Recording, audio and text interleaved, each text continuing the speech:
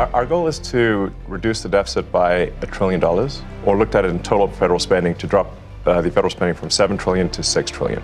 Our goal is to reduce the waste and fraud by $4 billion a day, every day, 7 days a week.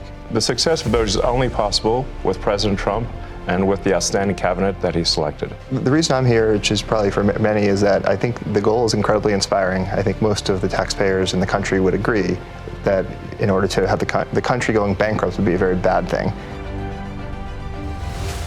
It's a process that started in the 1950s and largely hasn't changed in the last 70 years. Government can have an Apple Store-like experience. Beautifully designed, great user experience, modern systems. The two improvements that we're trying to make to Social Security are helping people that legitimately get benefits, protect them from fraud that they experience every day on a routine basis. When you want to change your bank account, you can call Social Security. We learned 40% of the phone calls that they get are from fraudsters. There are over 15 million people that are over the age of 120 that are marked as alive in the Social Security system.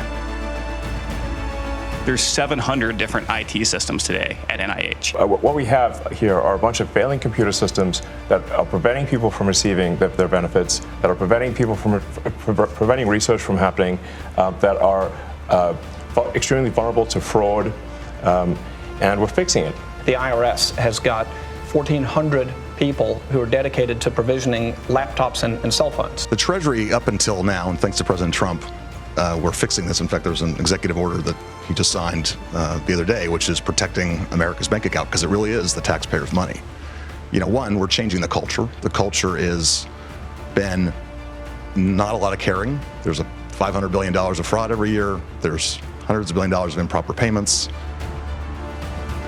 You need to have the payment codes, you need to have the payment explanation, and you need to have a person you can contact to understand why that payment was made.